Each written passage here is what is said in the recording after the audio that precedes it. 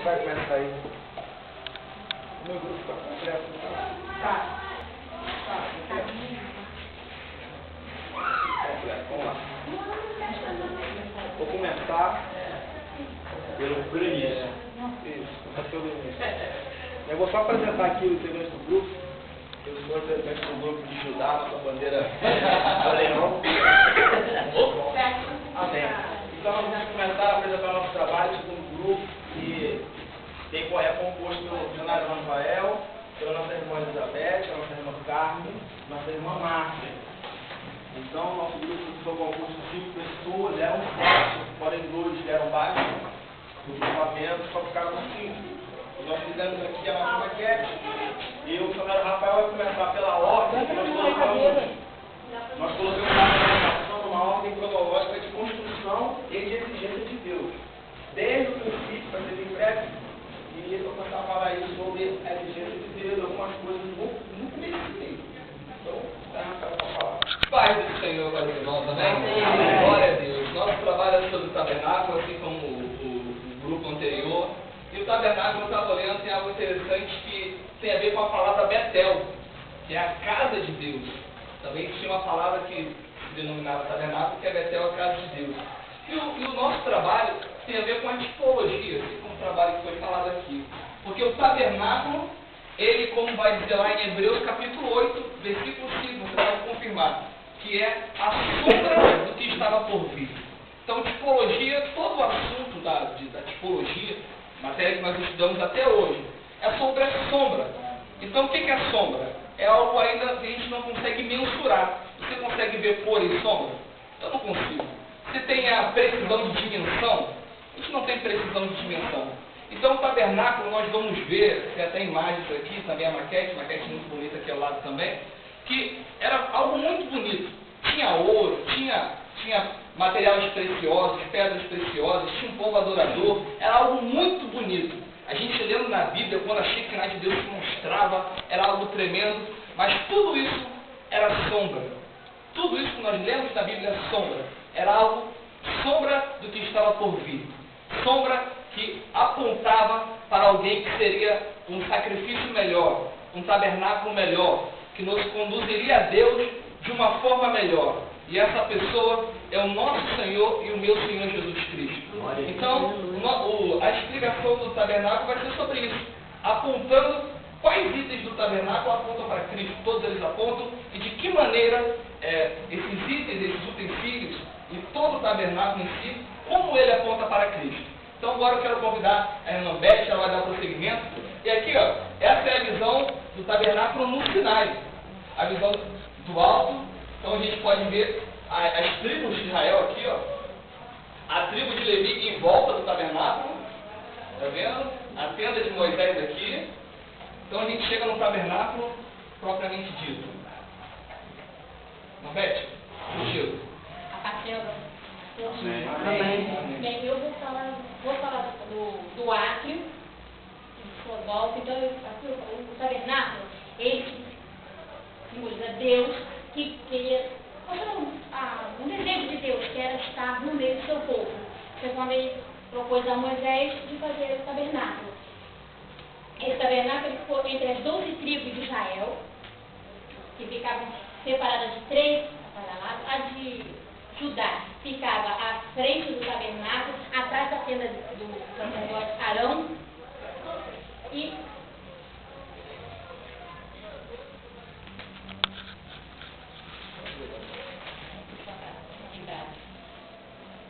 ao sul ficava a tribo de Gade, Rúben, Simeão e eu vou dar também a tribo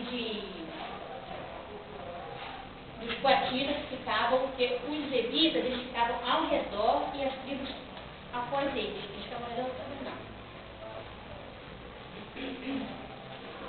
E vou falar sobre o tabernáculo. Assim que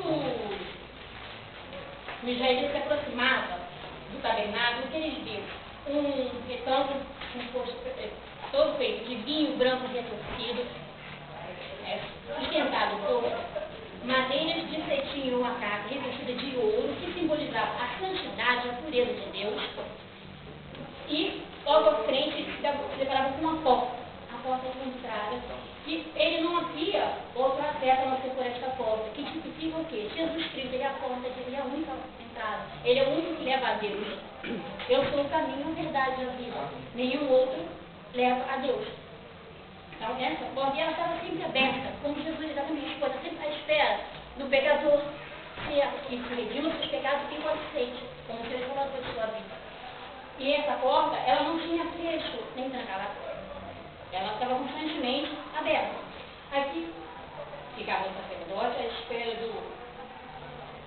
do sacrifício que os israelitas, contra o pecado, traziam uma oferta que Deus propôs não deixar ninguém de fora. Até o mais pobre poderia sacrificar. Que eles, quando não podiam sacrificar um cordeiro, uma cabra, o que eles usavam? A rolinha ou um pombo, mas estariam participando do sacrifício pelo pecado.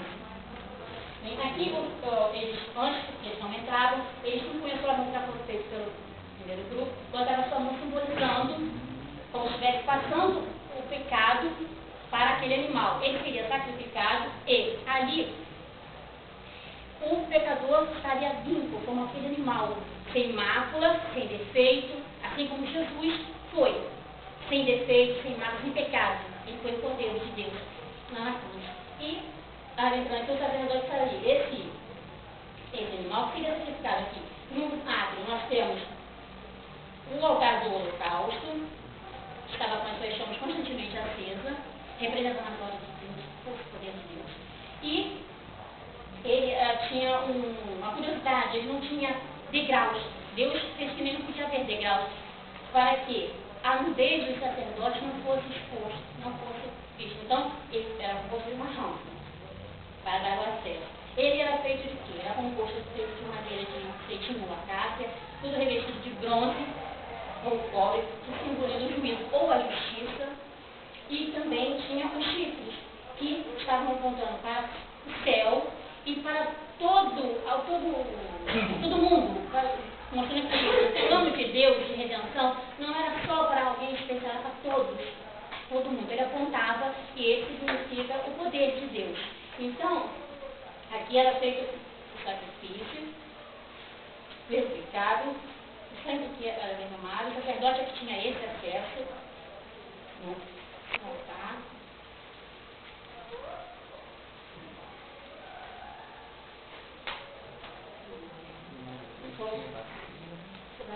O fogo também simbolizava. O fogo tinha essa madeira, a madeira que formava o altar do tabernáculo era de madeira de cetim, uma casa revestida de cobre, simbolizava também, significava a dupla natureza de Cristo. Ele era homem e Deus. E era necessário, porque sem derramamento de sangue não havia perdão de pecado. Então, não importava o melhor que fosse a pessoa, nem assim ela seria, assim, livre de fazer o sacrifício, estaria fora do sacrifício. Ela teria que ser só através dos derramamentos de sangue que haveria o perdão de pecados. Mais adiante, havia a bacia de bronze, que continha a água, que era para que os sacerdotes, antes de entrar no santo lugar, para levar o sacrifício, cuidar do lugar santo, eles tinham que se lavar. E essa água, ela simboliza a palavra de Deus, que nos limpa e nos purifica de todo pecado. Vamos estar lá a pia é um tipo de Cristo, pois em João 13:8, se eu não os lavar, não tens parte comigo. Não era necessário que se lavasse, e isso simboliza que nós hoje também temos que estar diante dessa bacia. Nós temos que participar do sacrifício de Jesus Cristo, feito por nós pela cruz. O altar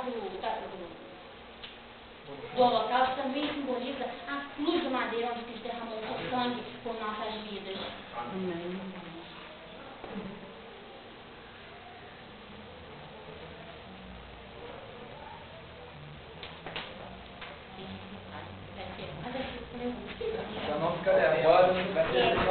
Eu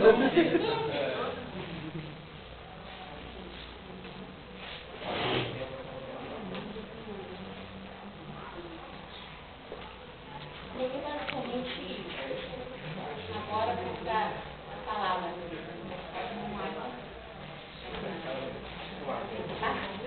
Ele fica com algumas partes de curiosidades, né, sobre as cores. Ela foi composta, o tabernáculo era coberto por 4 cortinas, 4 cores. Porém, na verdade, a primeira cortina era entrelaçada com as 10 cores, o azul, o branco, o vermelho, o púrpura eram entrelaçados em 10 vezes. E ele cobria já, a primeira parte já era coberta por ele. Isso é mais bonito, né? Porque é melhor que isso aí é o... Eu quase pegando essa aqui. É o filhote, não? É o filhote. Mas em contrapartida ele vai em 3D, isso aí. Então, aqui está as 4 séries. E todas eram bordadas. E elas eram bordadas. A Bíblia fala por obra de arte, de toda ela por querubins. Então quem entrava, só eles poderiam ver, porque na entrada não tinha querubim, era apenas as 4 cores entrelaçadas, as cortinas da frente. E a porta, né, porque geralmente nas maquetes da internet a gente vê dessa forma. Porém na maquete original de Deus, vamos dizer assim, a porta não era assim fechadinha, ela era na frente. Ela não era fechada como você está vendo aqui, até como aqui também. Ela era mais para frente, um pouco, simbolizando que ela estava sempre aberta. Porém, todo mundo tinha acesso a entrar, mas sem antes. Para entrar, teria que passar pelo sacrifício, teria que passar pela porta que simboliza Jesus. E aqui está, mostra a parte, deixa eu consegue mostrar a parte de cima. Aí Dá para ver legal como é que era. Aí, ó, aí, nessa parte aí. Era sempre aberto, não tinha portão, não tinha nada fechado, era sempre aberto. Então, as pessoas, o simbolismo de que Jesus o caminho está sempre aberto para receber todos. Só que para chegar ao átrio que vai te levar ao santo lugar, tem que passar por Jesus, tem que passar pelo sacrifício. E como a nossa irmã Beth disse, foi explicado, a cerca era feita de 60 colunas, que na numerologia bíblica, o número 6, simboliza o homem, e multiplicado por 10, que é 60 vezes, o número perfeito, a perfeição, o número 10. Então, simbolizando que o sacrifício de Jesus viria como homem no futuro e faria um sacrifício perfeito, porque ele como homem não iria pecar, ele iria cumprir toda a lei. Então, a cor azul, como eu disse, vem simbolizar aqui que Jesus veio do céu como Filho de Deus. A cor branca, que ele seria um homem perfeito, vinho branco, homem perfeito. A púrpura, na época, era uma cor... Isso está perfeito. Esse aqui é a púrpura. A púrpura, na época, simbolizava a realeza, divindade. Então, provavelmente dito, Jesus como divino, pois ele iria sofrer, ele iria vir como homem, ele ia sofrer na sua divindade, ele iria sofrer. E a pele que tem a cor vermelha, simbolizando o sangue do sacrifício, está aqui na nossa também, e nós podemos aqui abrir, você vai ver os querubins que nós colocamos, por exemplo, os irmãos, que, como eu disse, só via, isto aqui, essa visão, só via os sacerdotes. Ninguém poderia mais vir isso aqui, a não ser os sacerdotes, porque existe uma ordem de Deus que quem entrasse do átrio para o santo lugar morreria, se não fosse atribuído a ele. Então, isso aqui é a visão que os irmãos têm. Isso aí. Vou falar um pouco mais rápido. A coluna, nós tínhamos 4 colunas na entrada, simbolizando aqui os evangelhos do Novo Testamento. Simbolizava aí Mateus, Marcos, Lucas e João. Então eram as 4 colunas de entrada. E por quê? Eu estava até vendo, estudando, eu pude ver que até na uma coluna já dizia todo o evangelho. Só uma coluna aqui, porque ela estava amarrada, a corda dela era feita de pele de carneiro. Então só o evangelho todinho se explicaria apenas nas colunas do tabernáculo. Porque ele era de madeira, simbolizava Jesus. Ele tinha o bronze, que era o sofrimento. Ele tinha a prata, que o topo da coluna era de prata, simbolizando a redenção. A corda que prendia, que ia até o prego, simbolizava o sacrifício dele, sacrifício perfeito. Então, a corda de carneiro, ele ia até o prego de bronze, simbolizava o sofrimento, e ele era enterrado. Ele mandou enterrar o bronze, o prego de bronze, só a metade. Metade para baixo, metade para cima. Simboliza isso. Simbolizava a morte e ressurreição de Jesus. Ele iria morrer como homem, até ressuscitar como Deus novamente, com toda a sua glória novamente restabelecida. E isso aqui, a pele de texugo, que alguns eruditos acreditam ser pele de algum animal da espécie marinha, mas não tem aí nenhum relato bíblico falando que é de golfinho.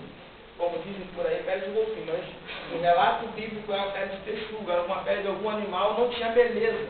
E essa pele deveria ficar cobrindo todo o tabernáculo, simbolizando que Jesus seria exposto à humanidade. E não haveria nenhuma beleza nessa pele, ela não tinha cor alguma, e ele deveria vir à terra e ser exposto. Hebreus fala sobre isso. Isso.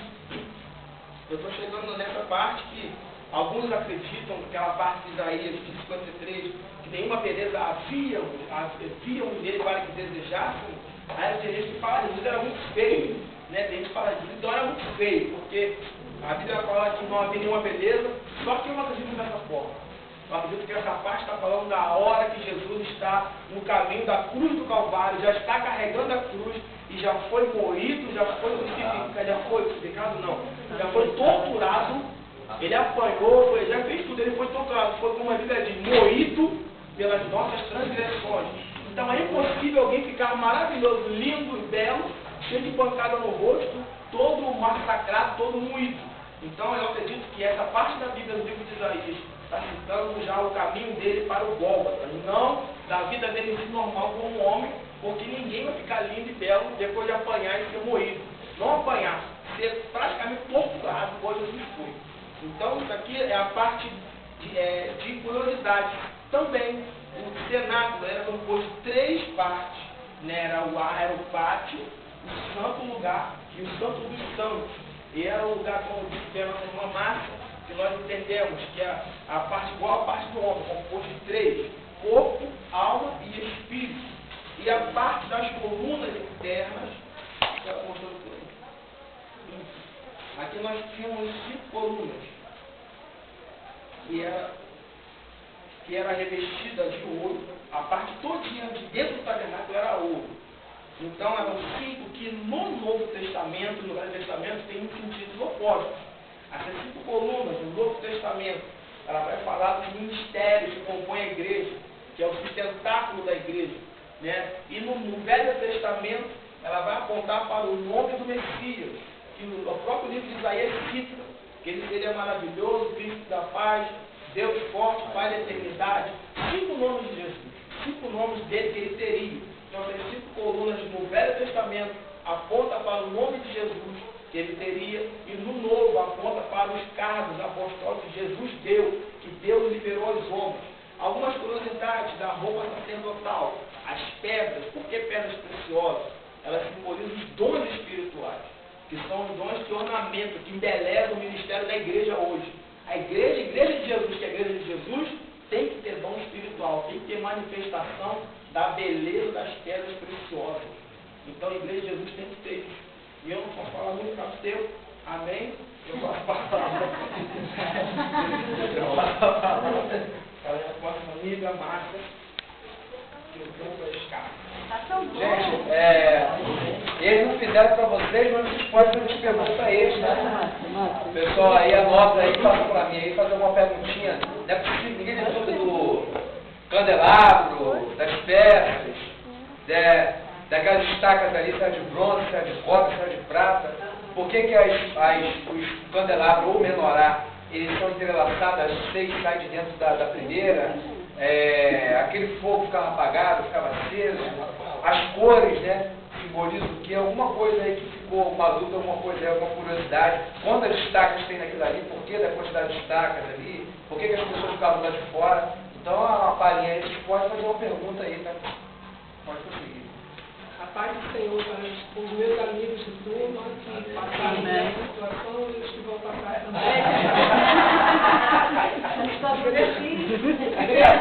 Estamos todos na mesma situação. Então, eu quero dizer para vocês que eu me sinto muito honrada, muito feliz por participar, de poder, né, colaborar e participar de um trabalho tão maravilhoso. Amém. E me ensinou bastante coisas, né?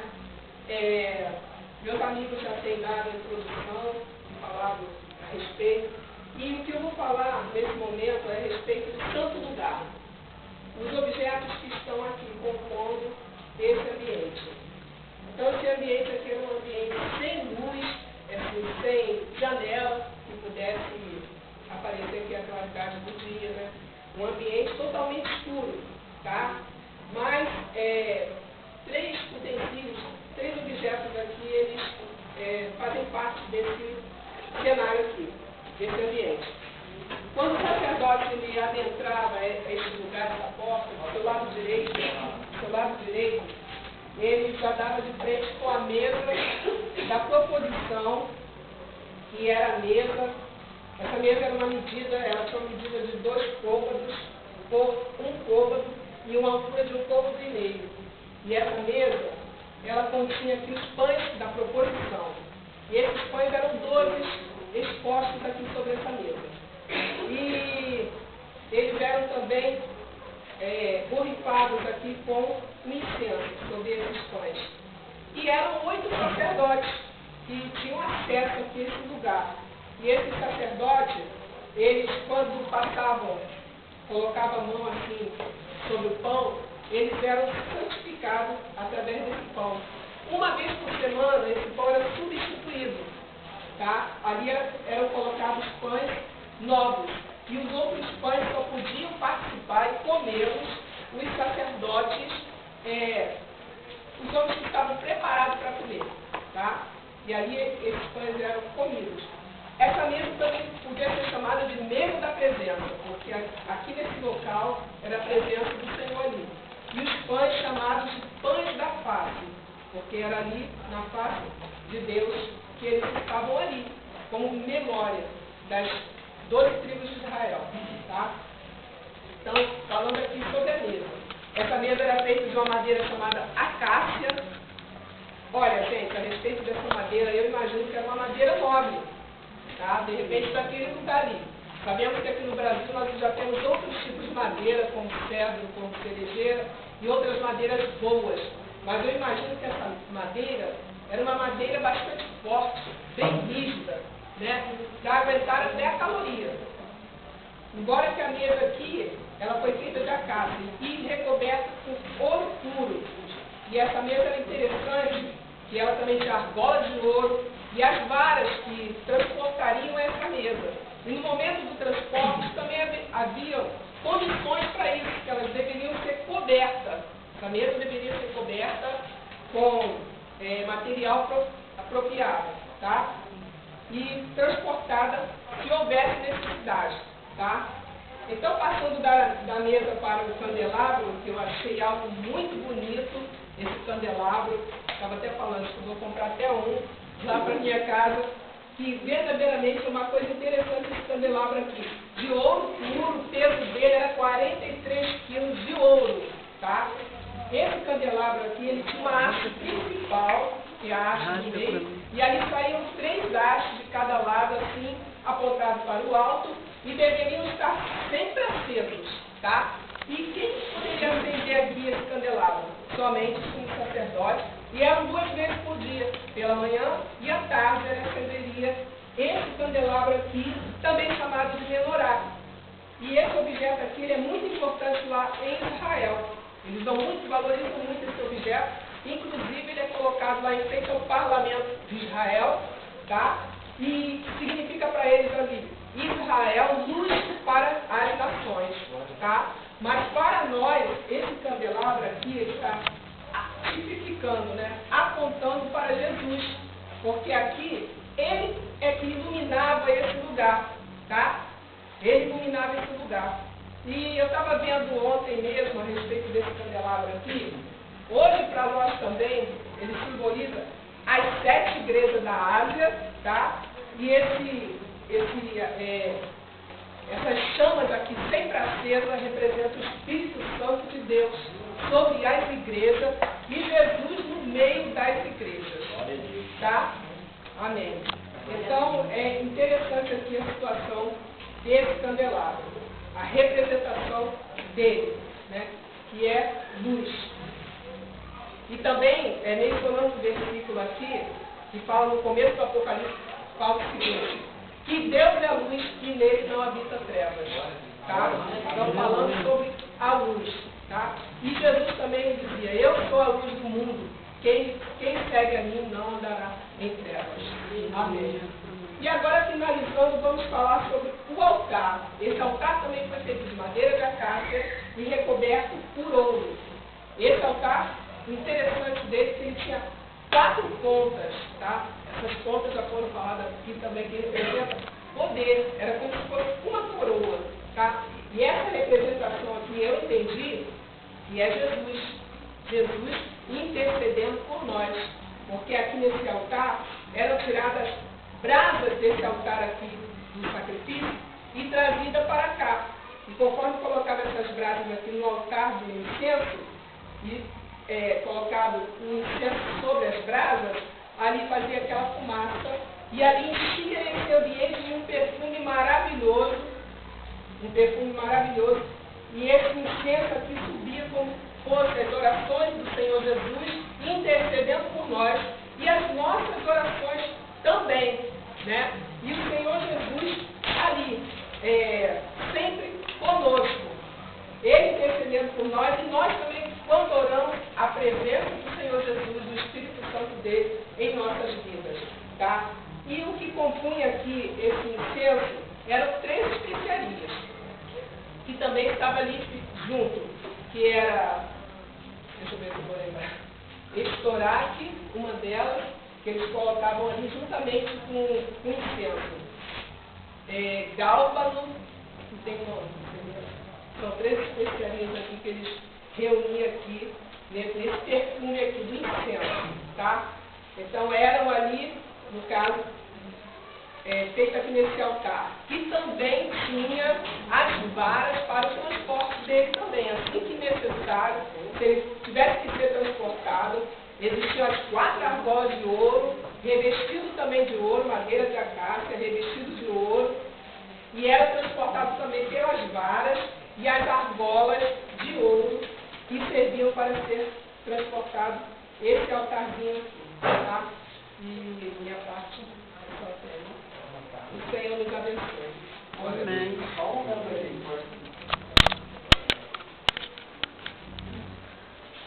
Já uma pergunta aqui, eu vou falar logo aqui, né? Foi da aula, grupo 1. Qual o propósito de regar os pães com incenso foi feito aqui? Alguém do grupo sabe responder? Pode responder? Qual o propósito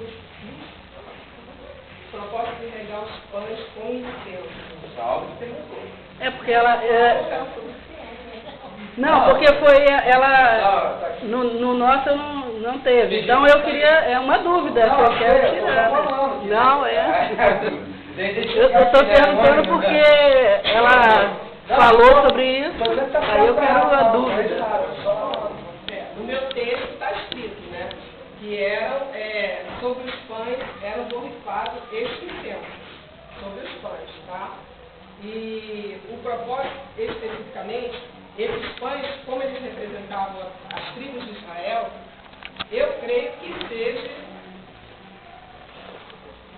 Identificando, na verdade, identificava as tribos. Algo da parte do Senhor Jesus, Senhor Deus, para eles.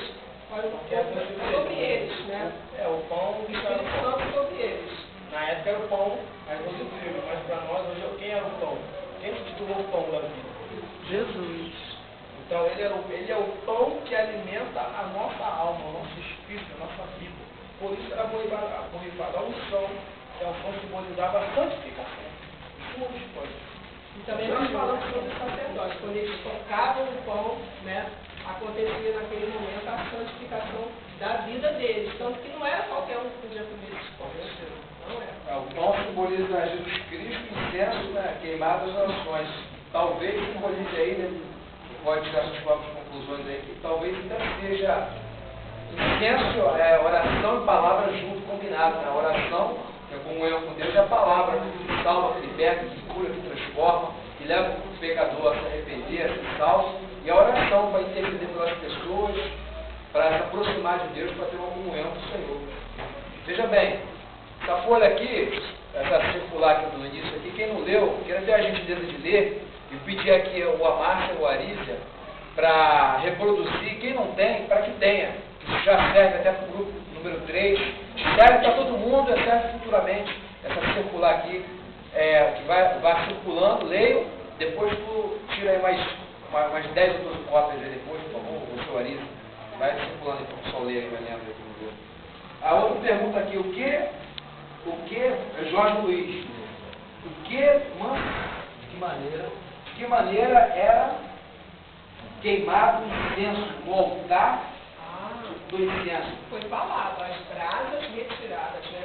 Aqui era feito sacrifício aqui, no pátio, no átrio, 2 vezes ao dia. Então eram tiradas daqui brasas desse sacrifício trazida para dentro e ali eram colocadas no altar o incenso e ali era colocado o incenso e ali fazia.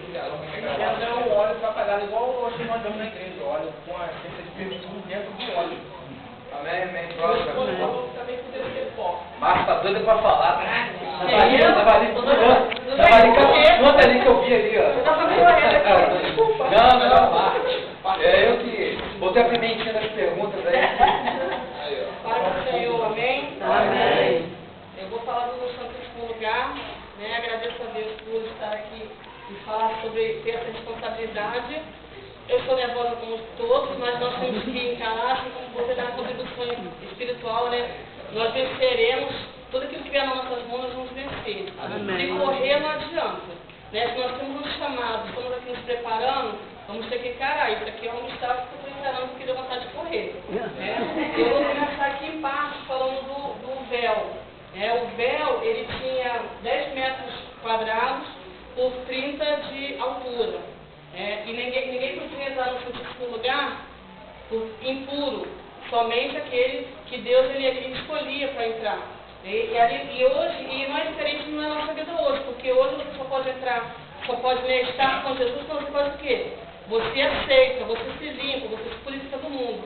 Eu creio que o véu, naquela época, simbolizava isso também, né? Além dele próprio ser a expiação, o seu sacrifício, quando o véu se rasgou, né? Que Deus ele se fez na nossa vida, como está lá em Hebreus 9:11, ele hoje é o sumo sacerdote.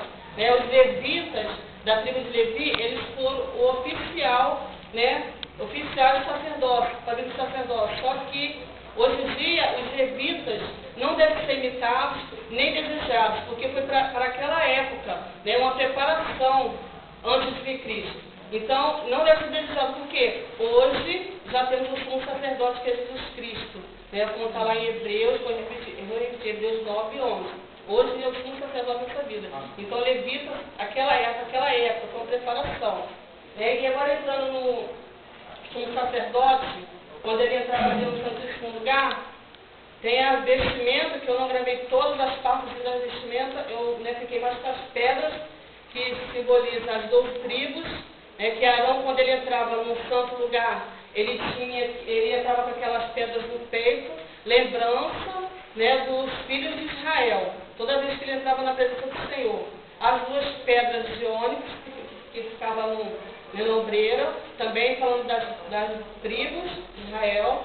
A Urim e a Tumim, que ficava no bolso, né? A Urim, ela representa luzes, a Tumim, perfeições. Por que luzes? Jesus é a luz do mundo, né? E perfeições, porque ele é perfeito. Né? Então, eu creio que, e além delas também, né, em algumas ocasiões na Bíblia, elas foram usadas, né, lançadas para ali Deus ele dar direção, né, dar direção para algo. Então, essa é a vestimenta, toda trabalhada, cada detalhe ali, a cor, né, o azul, cada detalhe da cor, ela tem um significado que eu não gravei todos. Eu sei que o azul significa a divindade do Senhor. A romã, os sinos, né, quando o sacerdote entrava ali, que fazia o barulho, como já foi falado aqui, e sabia que ele estava vivo por causa do barulho do sino. E agora eu vou chegar na Arca da Aliança. Aqui, em toda a parte do tabernáculo, ela foi a menor, né? 5 por 5, como foi falado também. Ali só ficou mesmo o quê? A Arca da Aliança. Né? Só ficou a Arca da Aliança. E essa Arca da Aliança, ela foi trabalhada, né, pelo Beli Israel, né, com madeira de citim ou acácia, como foi falado. Era uma caixa e ela foi trabalhada toda de ouro, tanto por fora como por dentro. E dentro dela havia 3 objetos, que eram as tábuas da lei, né, que representavam os 10 mandamentos, que naquela época houve uma quebra de aliança, e depois, né, não entrando muito em detalhe, Deus ele retornou a aliança, né, e falou que essas tábuas ficariam guardadas ali para testemunho. Também o vaso, né, do maná, que era a lembrança da provisão, né, do tempo dos 40 anos que eles passaram no deserto. A vara de Arão, que ela florescia, né, que era o quê? Lembrança dos atos de Deus também naquela época. O propiciatório é a parte que eu achei que, de toda a arca, é a parte que é mais falada, porque é a parte que ela era feita de... O propiciatório era feito de tampa, né, ele era uma tampa ou uma cobertura feita de ouro maciço ou ligada a ouro puro, também ligada a ouro puro. Em cima dela havia as figuras, né, de 2 querubins, também feitas de ouro puro, né. Eles ficavam né, com as suas faces para baixo, representando a presença e a santidade do Senhor. E ele também fazia o juízo, né, das pessoas, de toda a estrutura de todas as pessoas que entrassem lá. Não poderia entrar de qualquer maneira, então ele era como se fosse um juízo ali. Né, não poderia, sem levar o sangue do sacrifício. E quando o sangue era aspergido sobre o propiciatório, né, o pecado, a ira de Deus era implacável. Né? E ali também, Moisés, ele tinha livre acesso. Ele tinha livre acesso ao Santíssimo Lugar. Já o sumo sacerdote que estaria, né, acima de Moisés, ele não tinha. Ele só entrava ali uma vez no ano, para poder fazer a expiação pelos pecados do povo, da nação. Então, o que acontece nessa questão aí?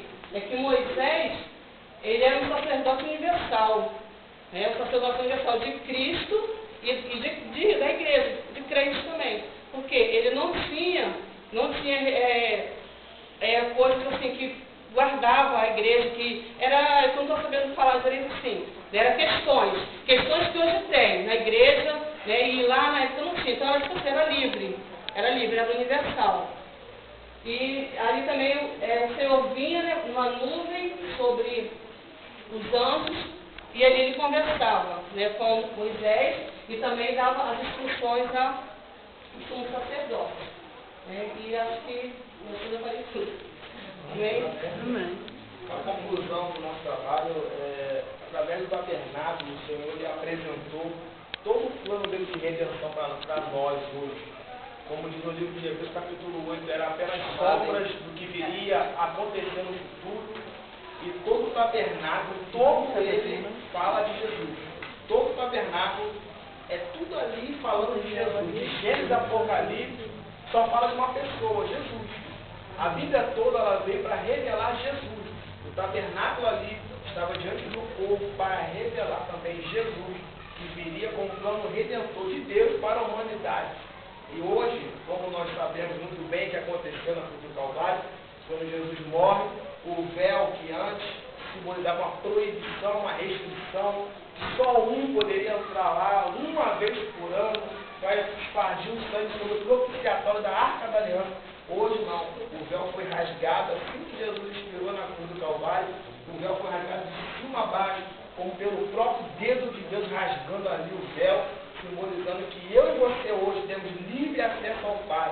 Antes, só o homem poderia entrar, agora todos nós podemos falar com Deus sem ter a chance de morrermos fulminados como era antigamente. Hoje, todos nós temos esse privilégio de podermos falar com Deus de onde estivermos.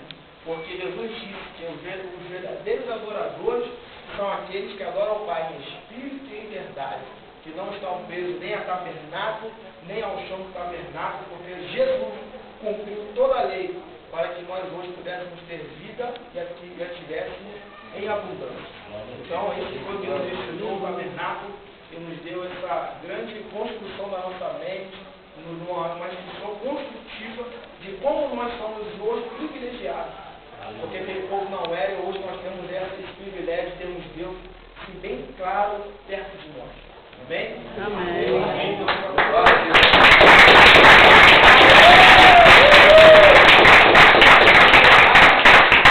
Então, o tabernáculo na época de Jesus, uma curiosidade, como era a glória da segunda casa.